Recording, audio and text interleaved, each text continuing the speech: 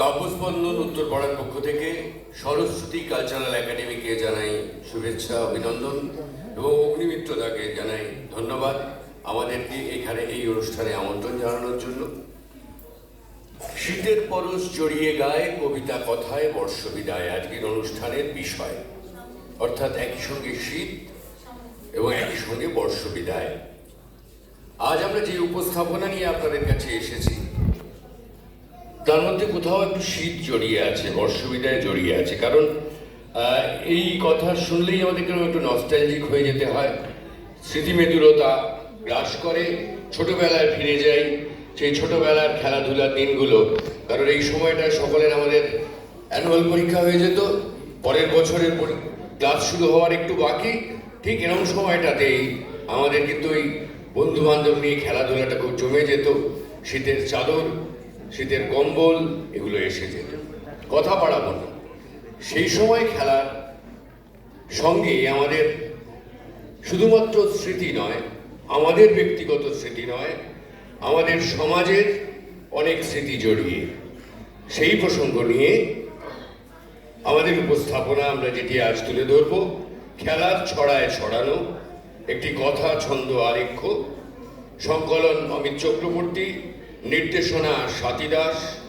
আজ এখানে অংশগ্রহণ করছেন ছড়ার খেলায় জয়শ্রী চ্যাটার্জি, তনুকা মজুমদার, বর্ণালী চ্যাটার্জি, তনুজা সাউ, কেকা দাস মিত্র, সুজাতা চ্যাটার্জি, সুমনা সাহা, কোয়েনা চ্যাটার্জি।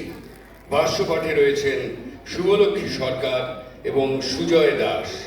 শুরু হচ্ছে কাব্যস্পন্দন উপস্থাপনা, খেলার ছড়ায় ছড়ানো।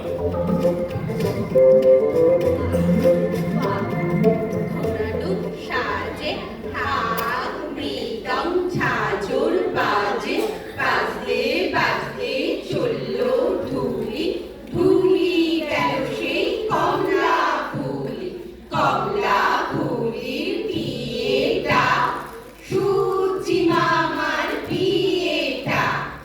আয় রঙ্গ হাতে যায়, এক খিলি পান কিনে খাই, পানের ভিতর ফোকরা, মায়ে ঝিয়ে ঝগড়া। কচি কচি কুমড়োর ঝোল, ওরে কুকু গাদল, জ্যোৎস্নাতে ফোটি ফোটে কদম তলায় গে। আমি তো বটে নন্দ ঘোষ, মাথায় কাপড় দে, হলুদ হয়ে হলুদ ফুল, মামার নামে টগর ফুল। গত শতাব্দীর শেষ দিক অবধি অন্তত যাদের শৈশব ও কৈশোর কেটেছে বাংলায়, তাদের খেলার মধ্যে ছড়িয়ে আছে নানা ছড়া।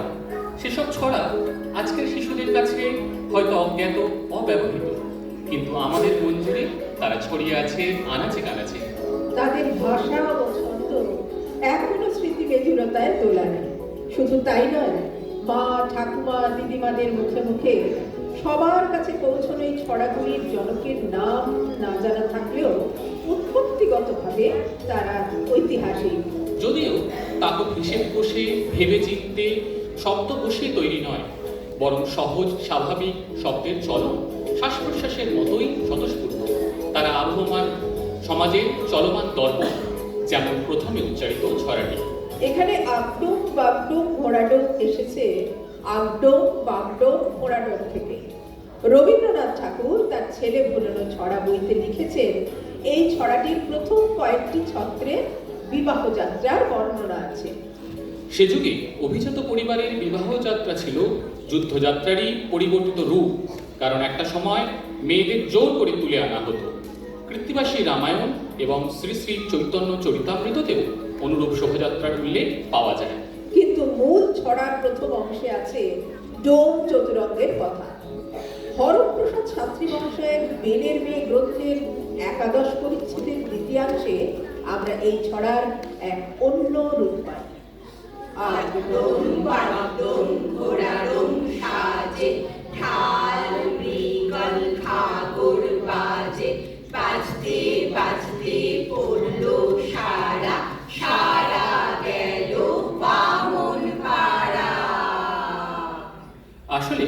যে গল্পটি এর ভিতরে প্রচ্ছন্নভাবে লুকিয়ে আছে তা হলো সাতগাঁ বা সপ্তগ্রামের বাগদি রাজা রূপা রাজা যখন হরিবর্মার সঙ্গে যুদ্ধ ঘোষণা করলেন তখন হুকুম দিলেন সব বাগদি সাজ।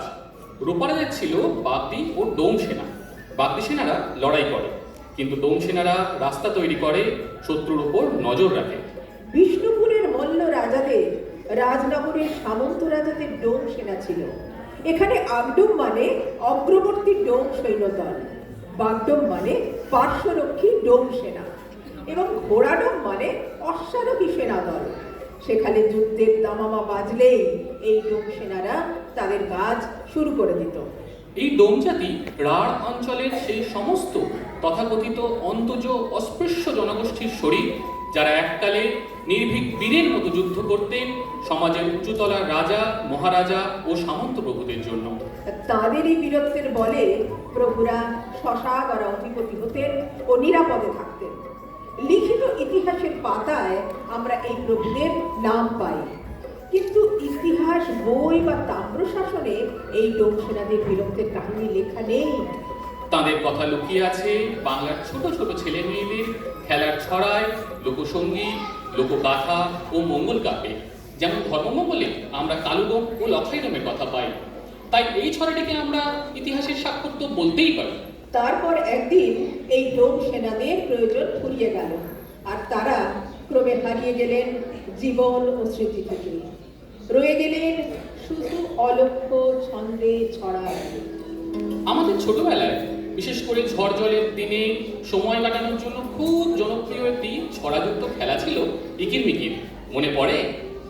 ইকির মিকির চাম চিকির চামে কাটা মজুমদার ধেলো দামোদর দামোদরের হাড়ি কুড়ি দুয়ারে বসে চাল কুড়ি চাল কুড়তে হলো বেলা ভাত খেয়ে যা জামাইশালা হাতে পড়লো মাছি কোদাল দিয়ে চাচি কোদাল হলো পোতা খাপড়ে শেল মাথা। নিতান্তই শিশুদের খেলার এই ছড়ার মধ্যে এখানেও ধরা আছে মোগল সাম্রাজ্য বিস্তারের খণ্ড ইতিহাস। মোগল সম্রাট জাহাঙ্গীর তার সেনাপতি মানসিংহকে বাংলায় পাঠিয়েছিলেন বাংলার বারক ভূঁইয়াদের অন্যতম প্রতাপাদিত্যকে পরাজিত করতে। মানসিংহ জলঙ্গি নদী পেরোতে গিয়ে পড়লেন ঝড়ের কবলে। তখন তাকে সাহায্য করেছিলেন তিনজন বিশেষ প্রভাবশালী ব্যক্তি, যাদের প্রত্যেকেরই পদবি ছিল মজুমদার: ভবানন্দ মজুমদার, লক্ষ্মীকান্ত মজুমদার এবং জয়ানন্দ মজুমদার। সবচেয়ে উল্লেখযোগ্য ভূমিকা ছিল কৃষ্ণনগরের বাসিন্দা ও হুগলির কানন্দ দপ্তরের মুহুরী ভবানন্দের। তিনি মানসিংহকে নৌকা দেন ও তার বিশাল সেনাবাহিনীর খাওয়া থাকার বন্দোবস্ত করেন। এখানে চামচিকের প্রসঙ্গ এসেছে এবং চামে কাটা বলতে ভবানন্দের যে চামড়া নেই বা তিনি যে নির্লজ্জ সেই কথাই বোঝানো হয়েছে। দামোদরের বন্যা সেই সময় প্রবাদে পরিণত হয়েছিল, তাই যে কোনো নদীর, এক্ষেত্রে জলঙ্গির, বর্ষায় ফুঁসে ওঠা বা তার রূপকে ধের ও দামোদর বলে তার সঙ্গে তুলনা করা হয়েছে। সঙ্গে এই বিশাল সেনাবাহিনীকে খাওয়ানোর জন্য যারা রান্না করত তাদের কঠিন অবস্থার কথা উঠে এসেছে পরবর্তী পংক্তিতে। রান্নার সাথে বেলা হয়ে যেত এবং নেতিবাচকভাবে মানসিংহের প্রতি ভবানন্দের জামাই আদরের প্রতিও রয়েছে কটাক্ষ। বাইস্কোপ নাইনটেন টাইস্কোপ চুল টানা বিবিয়ানা শালের বাবুর বৈঠকখানা বাবু বলেছেন যেতে পান সুপারি খেতে পালের ভেতর মৌরি বাটা ইস্কাপনের ছবি আটা। আমার নাম যদুমণি, যেতে হবে অনেকখানি। কয়েক প্রজন্ম আগে বাংলার শহর গ্রাম নির্বিশেষে এই খেলাটি খেলেনি এমন মেয়ে পাওয়া বিরল। দুজন রাজার উঁচুতে রাখা ইংরেজি হরফ ভিয়ের মতো হাতের ফাঁক দিয়ে গোল গোল করে সবাইকে ঘুরতে হয়, আর ছড়ার শেষে কেউ না কেউ একজন তাদের সেই হাতের ফাঁকে ধরা পড়ে। আপাত নিরীহ ও মজার খেলাটির মধ্যেও কিন্তু ঢুকে আছে এক করুণ ইতিহাস। এই দেশে একটা সময় পর্তুগিজ ও ইংরেজ সাহেবদের মধ্যে এদেশীয় মেয়েদের রক্ষিতা বা বিবি রাখার চল ছিল। আর তার জন্য তারা নানা ছলচাতুরি করতেন। কখনো জোর করে, কখনো পান সুপারির নিমন্ত্রণ করে তাদের বৈঠকখানার জলসাঘরে মেয়েদের আনা বা ডাকা হতো। এই ছড়াটিতে সাহেবদের বৈঠকখানার আবদ্ধ আহত সেই যদুমণিদের ইতিহাসের ছোঁয়াই রয়েছে। তবে বায়োস্কোপ কথাটি সংরক্ষিত থাকায় মনে হয় এর উৎপত্তি হীরালাল সেনের হাত ধরে এদেশে বায়োস্কোপ আসার পরে। মেয়েদের খেলার ছড়ার মধ্যে আরেকটি হলো বেলাটিং শৈল। সমান সংখ্যক মেয়ে নিয়ে দুটি দলে ভাগ হয়ে খেলাই এর নিয়ম, যার মধ্যে আছে এক প্রশ্ন উত্তরমালা। ভারতের বিভিন্ন অঞ্চলে অর্থের বিনিময়ে মেয়েদের কেনাবেচা হয়ে আসছে সুদীর্ঘকাল। রাজা বা জমিদার গোছের বিত্তবানেরা নিজেদের ভোগ লালসা চরিতার্থ করার জন্য গরিব ঘরের মেয়েদের কিনতেন। দিল্লিতে একসময় এরকম মেয়ে কেনাবেচার বাজার ছিল। সমাজের এক করুণ ঘটনা খেলাটি ও ছড়াটির মধ্যে প্রকাশিত। বেলাটিং শৈল, কিসের খবর আইলো? রাজা মশাই একটি বালিকা চাইলো। কোন বালিকা চাইলো? কোন বালিকা চাইলো? কি পরে যাবে? বেনারসি পরে যাবে? কিসে করে যাবে? পালকি করে যাবে? কত টাকা দেবে? 1000 টাকা দেবে। নিয়ে যাও বালিকা। শেষ যে খেলার ছড়াটি সম্বন্ধে বলবো তা প্রায় সকলেরই পরিচিত ঘুমপাড়ানি বা ছেলে ভোলানো ছড়া। এই ছড়া শুনে ছোটবেলায় ঘুমোয়নি এমন বাঙালি খুঁজে পাওয়া যাবে কিনা সন্দেহ। এই ছড়াটির মধ্যে লুকিয়ে আছে মারাঠা রাজ রঘুজি ভোসলের নেতৃত্বে 1741 থেকে 1751 পর্যন্ত 10 বছর কালের মধ্যে মারাঠা বর্গীদের দ্বারা 6 বার বাংলা আক্রমণের ইতিহাস। এই আক্রমণে বাংলা ও বিহারে প্রায় 4 লক্ষ প্রাণ গিয়েছিল ও প্রভূত ধন সম্পত্তি লুট হয়েছিল। মহিলাদের শারীরিক নির্যাতন করা হয়েছিল। বাংলার নবাবের সঙ্গে চোখ বা কর আদায় সংক্রান্ত সন্ধির পরে এই আক্রমণ বন্ধ হয়। ছড়ার মধ্যে খাজনা আদায় নিয়ে উদ্বেগ স্পষ্ট। হুগলি নদীর তীরবর্তী অঞ্চল পর্যন্ত এতে আক্রান্ত হয়। পূর্ববঙ্গ বর্গী আক্রমণ থেকে রক্ষা পায়। সন্ত্রস্ত হয়ে বহু মানুষ কলকাতায় এবং মূলত মুসলিমরা পূর্ববঙ্গে পালিয়ে যান। সম্ভবত তারাই ছড়াটিকে পূর্ববঙ্গে নিয়ে যান। ছেলে ঘুমালো, পাড়া জুড়ালো, বর্গি এলো দেশে। বুলবুলিতে ধান খেয়েছে, খাজনা দেবো কিসে? ধান ফুরালো, পান ফুরালো, খাজনার উপায় কি? আর কটা দিন সবুর করো, রসুন গুনেছি। কিসের মাসি, কিসের পিসি, কিসের বৃন্দাবন?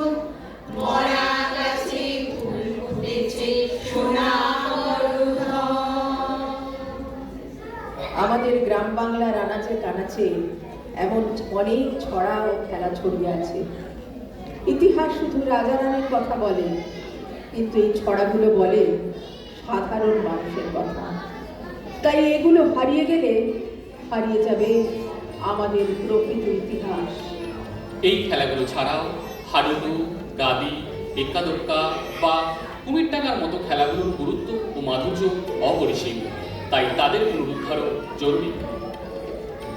কুমির তোর জলে নেমেছি, জলে নেমে জল তোলা করেছি। কাটলে ধর আমার পা, নইলে গোলা জল খা। বাতাসে নড়ে কর্মের কল, যেমন কর্ম তেমনি ফল। কুমির তোমার তেমন শিক্ষা হলো, লোক লালসা ভুলে এবার করি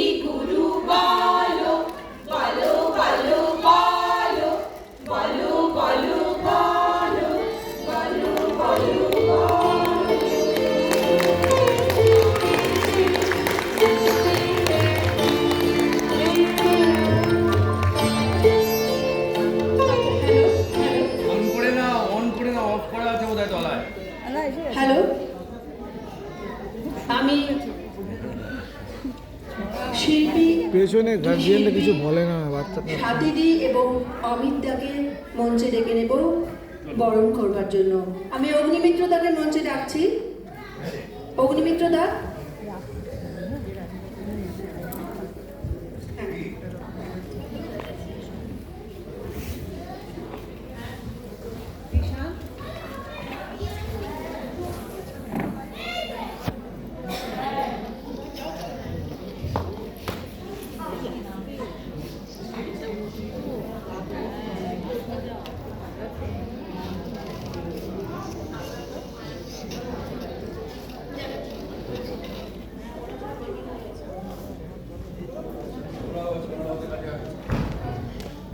বরণ করে নিচ্ছি আমাদের দুই প্রিয় শিল্পী অমিতদা এবং স্বাতীদিকে।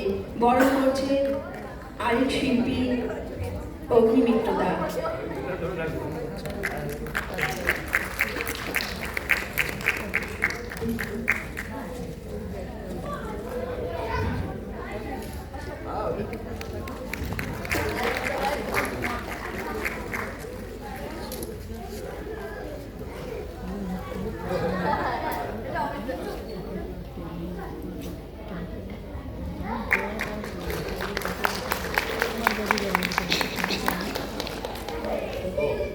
এটা